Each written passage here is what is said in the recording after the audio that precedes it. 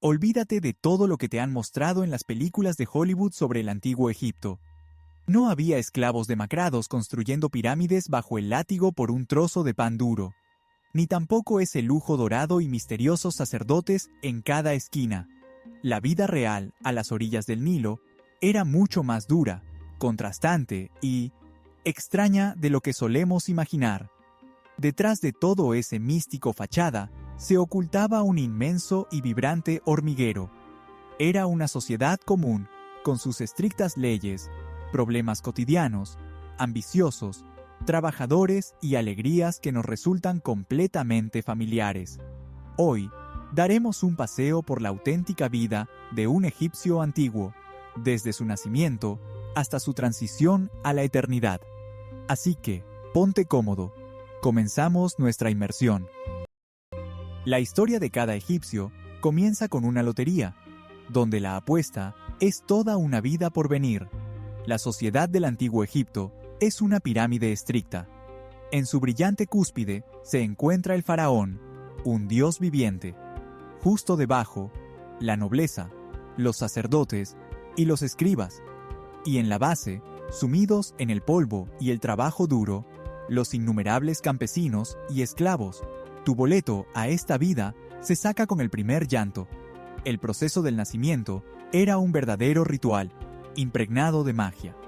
Las mujeres egipcias no daban a luz tumbadas en camas, como se hace hoy en día.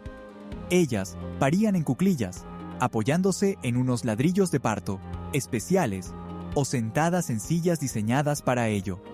Esta imagen era tan icónica que incluso el jeroglífico que representaba dar a luz mostraba a una mujer en esa misma posición. Para proteger a la madre y al niño de los espíritus malignos, se dibujaban círculos de protección a su alrededor con varitas mágicas de marfil, que llevaban grabados a los dioses guardianes, el temido enano Bes y la diosa hipopótamo Taweret. Pero donde realmente comenzaba la brecha entre las clases sociales, era en las decoraciones. Si nacías en una familia de la élite, el parto se realizaba en habitaciones privadas de enormes villas o incluso en pabellones especiales del palacio. Después del nacimiento, la madre de la familia real se retiraba a un estricto aislamiento de 14 días para purificarse, mientras que el cuidado del recién nacido era asumido de inmediato por nodrizas profesionales, un trabajo que, por cierto, era considerado muy honorable. La vida de las personas comunes era muy diferente.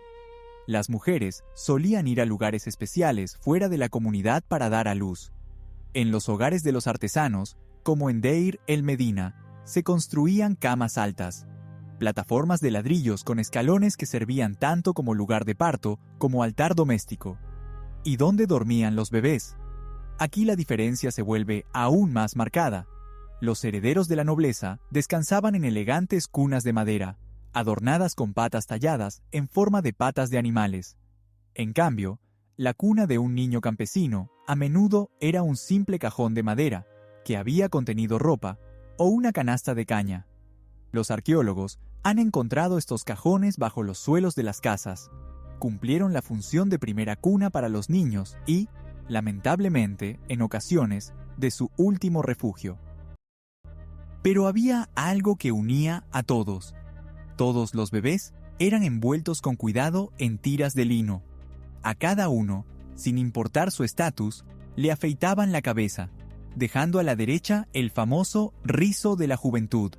Y, por supuesto, en el cuello de cada uno colgaba un amuleto, uno de oro para el hijo de un noble, uno simple de loza para el hijo de un campesino, y claro, el nombre. Los padres a menudo elegían nombres teofóricos para sus hijos, como Ajenatón. Amón está complacido, con la esperanza de contar desde el nacimiento con la protección de un dios específico. Así comenzaba el camino. El hijo del faraón, desde sus primeros días, era considerado un bendecido por los dioses, el futuro gobernante. En cambio, el hijo del campesino estaba destinado a ser un trabajador de la tierra. El destino estaba sellado. Imaginemos que viajamos a un parque infantil del antiguo Egipto.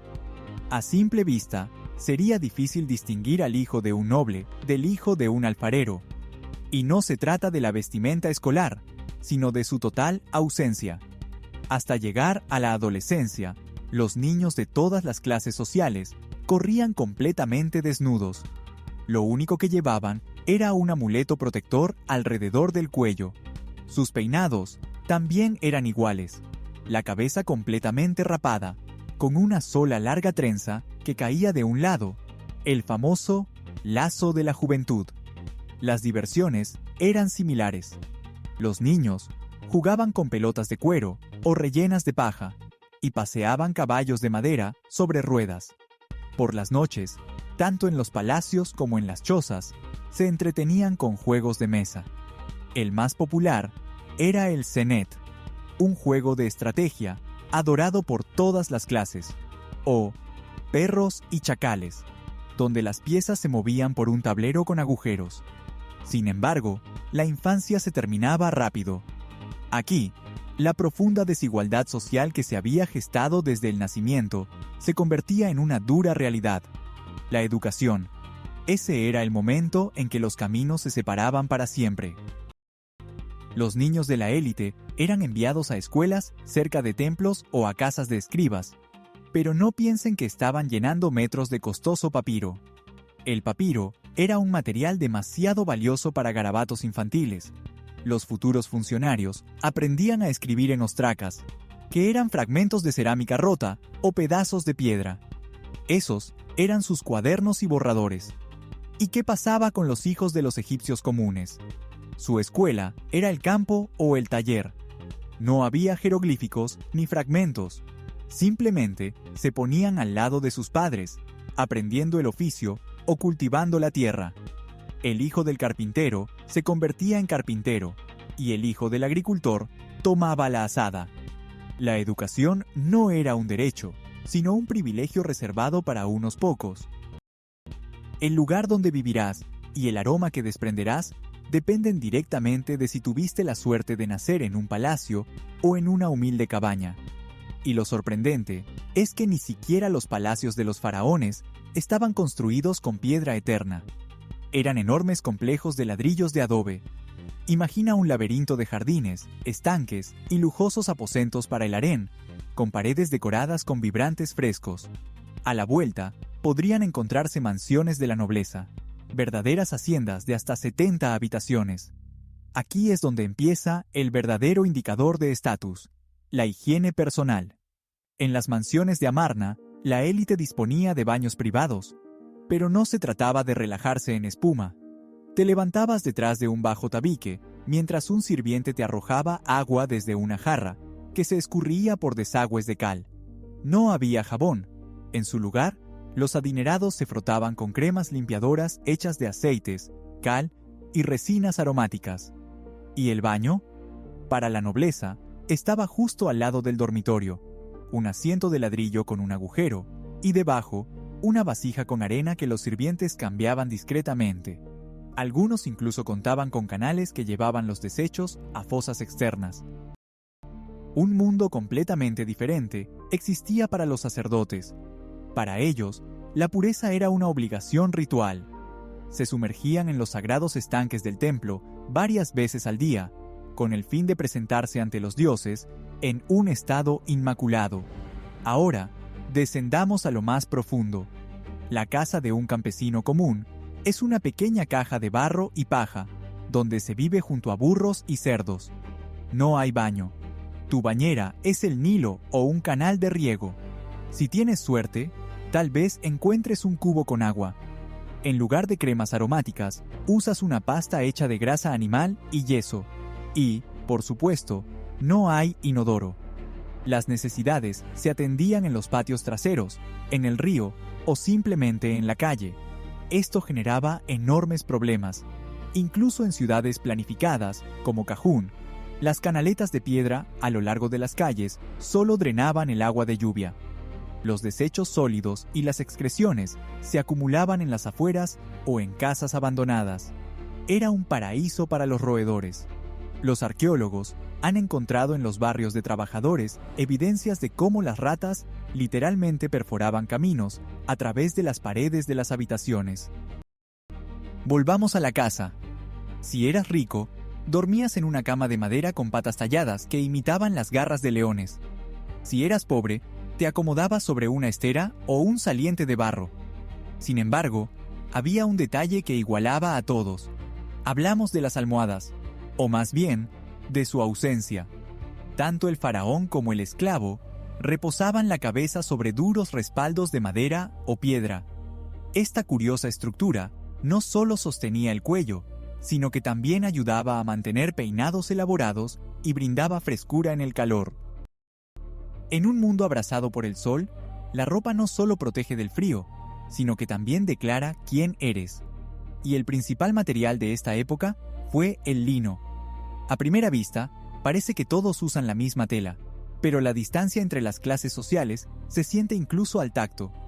Si eres un faraón, tu lino es como aire tejido, tan delgado que se vuelve prácticamente transparente, apenas cubriendo tu cuerpo. En cambio, si eres un campesino, tu destino es una materia áspera y sencilla, más parecida a un saco de yute. Pero el lino blanco es solo el comienzo.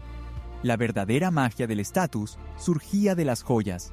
La élite se doblaba literalmente bajo el peso del oro, la plata y el electrum, una aleación de oro y plata. Los cuellos de nobles y faraones se adornaban con enormes collares y cuellos incrustados de piedras preciosas, mientras que sus muñecas brillaban con pesados brazaletes. Los simples mortales solo podían soñar con imitar esa opulencia. Su oro era en realidad fayanza, una cerámica de tonos azules, y sus gemas eran simples cuentas pintadas y amuletos hechos de materiales económicos. Observemos hacia abajo, a los pies. El faraón camina sobre la tierra con sandalias de cuero, algunas incluso adornadas con pieles, un lujo increíble en un clima como el suyo. En cambio, la mayoría de sus súbditos ni siquiera conocía el concepto de calzado, pasando su vida descalzos. Solo en ocasiones, cuando emprendían largos viajes, se ponían simples sandalias de papiro que se desgastaban rápidamente. Sin embargo, había una característica que unía a todos, sin excepciones: al rey, al esclavo, al hombre y a la mujer. Hablamos del maquillaje. Los ojos, intensamente delineados con pintura negra, eran un símbolo común. No se trataba solo de moda o estética, era una necesidad médica. La gruesa línea negra no solo protegía la delicada piel de los párpados del sol abrasador al reflejar la luz, sino que, aún más importante, actuaba como un escudo contra infecciones que, en el clima de la delta del Nilo, podían ser mortales. Si la vestimenta de un egipcio revelaba su estatus, al mirar su plato era posible determinar sin error su lugar en la pirámide social. La comida era el principal indicador de riqueza. Imaginemos un banquete en el palacio del faraón. Las mesas están repletas de carne. Hay res de primera, caza, incluso carne de antílope. El vino fluye como un río. Los platillos se endulzan generosamente con miel, y de postre se sirven exóticas delicias de la época: cocos y granadas. Ahora, echemos un vistazo a la cabaña de un humilde agricultor. Aquí, el menú es mucho más modesto. La base de su supervivencia y la principal fuente de calorías son el pan y la cerveza. Los nutrientes los obtenían de las verduras. Siempre había cebolla, ajo y lechuga en la mesa. En cuanto a la carne de ganado, para el campesino era un lujo inalcanzable, reservado solo para grandes festividades. Su proteína diaria provenía del pescado, que pescaban en el Nilo. Sin embargo, en esta jerarquía alimentaria, había una capa inesperada que se alimentaba mucho mejor que la gente común: los constructores de pirámides. Durante mucho tiempo, la cultura popular nos hizo creer que las pirámides eran levantadas por esclavos desnutridos, azotados por el látigo. Pero eso es un mito. Las excavaciones en la ciudad de los constructores, en la meseta de Giza, han cambiado esta narrativa. Un equipo de arqueólogos estudió cientos de miles de huesos y llegó a una conclusión sorprendente. Para alimentar a un ejército de 10.000 trabajadores, se sacrificaban diariamente casi 2 toneladas de carne. El faraón lo entendía perfectamente. Para mover piedras, la gente necesitaba proteínas y calorías. Por eso, los trabajadores recibían cada día carne de cordero, de cabrito, y los supervisores, incluso un estatus de carne de res, pan fresco y una cerveza densa, casi como un guiso. Para un campesino común, participar en un proyecto estatal, que era en realidad un deber laboral, significaba disfrutar de una alimentación tan lujosa que nunca podría permitirse en su hogar. Esa es la razón por la que los egipcios iban allí con gusto, y no eran simples esclavos sin derechos. La diferencia de estatus se reflejaba no solo en la comida, sino también en la vajilla. En los palacios, las bebidas se servían en elegantes copas de cerámica, en costosos recipientes de piedra tallada y vidrio raro. En cambio, en las casas de los pobres, lo que predominaba era una cerámica práctica, hecha de barro cocido. Pero había una tradición en la mesa que unía a todos los egipcios, desde el faraón hasta el último campesino. Nadie utilizaba cubiertos. Todas las clases sociales comían con las manos. La única diferencia radicaba en cómo se limpiaban después de la comida. En los palacios, los sirvientes vertían agua sobre las manos de sus amos, ofreciendo cremas limpiadoras, una especie de jabón caro, hecho con aceites, cal y fragancias. En cambio, la gente común se lavaba las manos con un método más rudo, una pasta económica hecha a base de grasa animal y tiza común. Así que ya hemos comido, nos hemos vestido, y ahora es momento de trabajar. En el antiguo Egipto, tu estatus social definía, literalmente, cuántas gotas de sudor derramarías a lo largo de tu vida. Comencemos desde la cima. ¿Crees que ser faraón se trata solo de beber vino y vestir lino fino? En realidad, es una enorme responsabilidad que ocupa todo el día. El faraón era el principal ejecutivo del país. Promulgaba leyes, comandaba personalmente el ejército y, lo más importante, realizaba a diario complejísimos rituales religiosos. Los egipcios creían que solo estas acciones del faraón mantenían la Ma'at, la armonía y el orden universal, evitando que su mundo cayera en el caos primitivo. Descendamos un poco, al nivel de los funcionarios y escribas. Esta era la verdadera élite, los cuellos blancos de la sociedad egipcia. Ellos creían fervientemente que su profesión era una gran bendición, que los liberaba del agotador trabajo físico. Administraban el Estado. El gran tesorero controlaba las riquezas y los impuestos, ya fuera en forma de grano o ganado. Los alcaldes dirigían las aldeas y actuaban como jueces, mientras que mensajeros recorrían el país entregando los edictos del visir. Pero la sociedad del antiguo Egipto no se limitaba solo a reyes, burócratas y agricultores. Entre ellos, latía la vida de un vasto grupo de artesanos, comerciantes y especialistas en servicios. Imagina las calles bulliciosas. Aquí están los talleres. Los metalúrgicos y herreros forjan armas. Los joyeros crean delicadas piezas de electrum. Y los carpinteros elaboran esos elegantes sillones con patas en forma de garras de león. El Nilo era la principal arteria de transporte, así que los pilotos y constructores de embarcaciones nunca estaban sin trabajo, fabricando desde balsas de papiro hasta intrincados barcos de madera.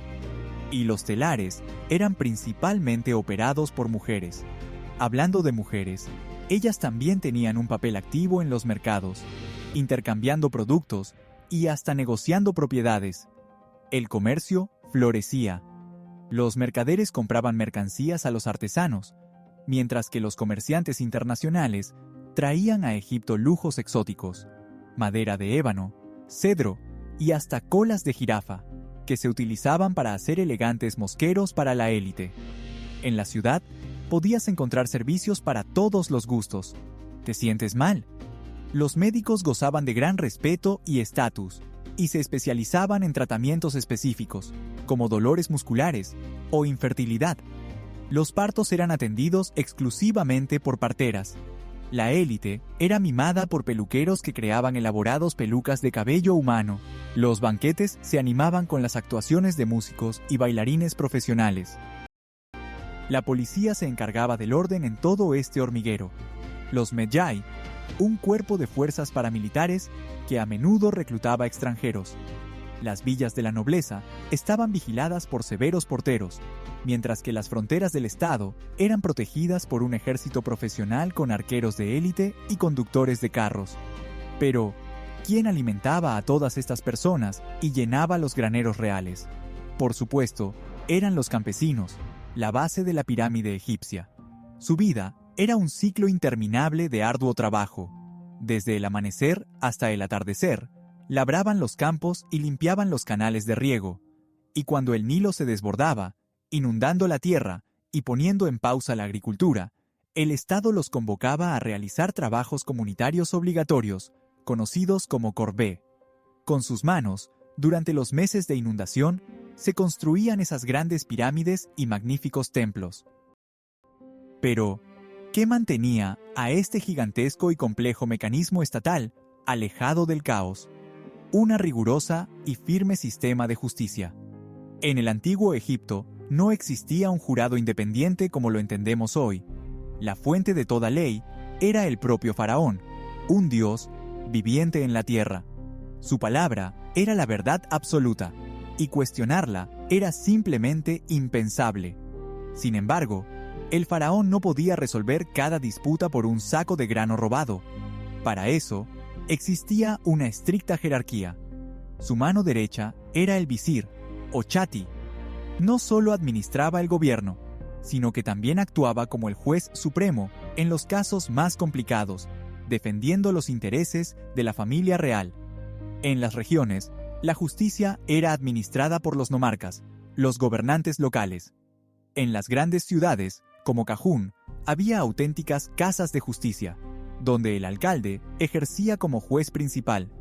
Y si te adentrabas en una aldea común, te encontrarías con el Consejo de Ancianos, compuesto por representantes de las familias más influyentes, quienes resolvían las disputas vecinales. Estos comités de justicia eran conocidos como Yayat y más tarde como Kembet, y tenían mucho trabajo, ya que a los egipcios les encantaba la burocracia.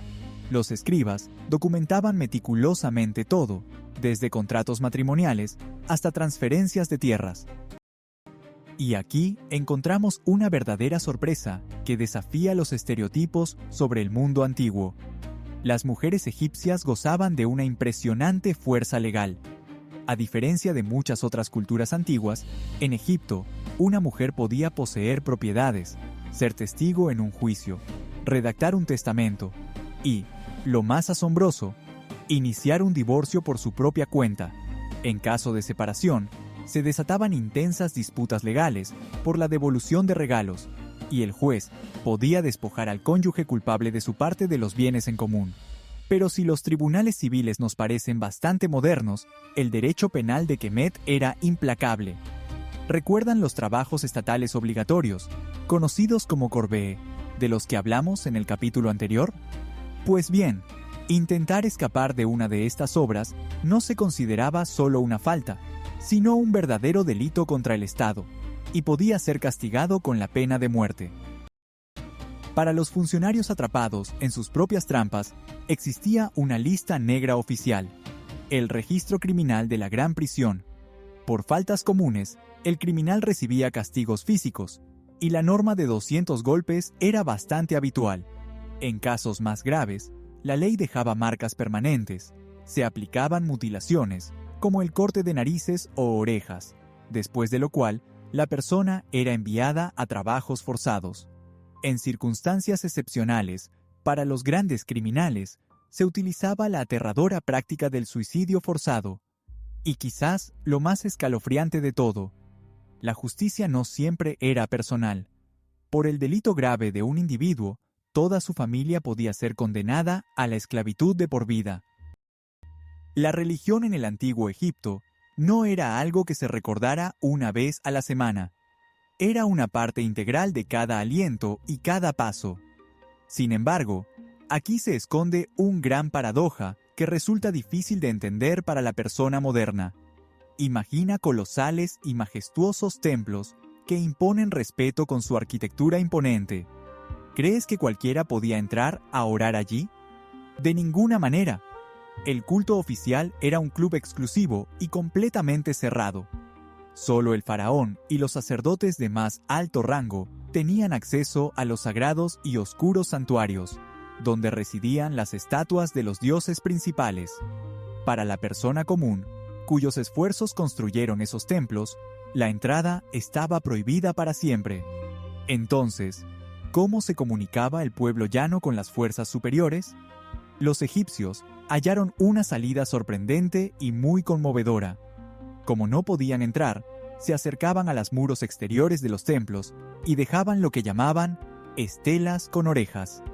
Así es, traían literalmente tabletas de piedra con orejas humanas esculpidas, para que la deidad, encerrada en lo más profundo del santuario, pudiera escuchar claramente sus súplicas personales a través del grosor de la piedra.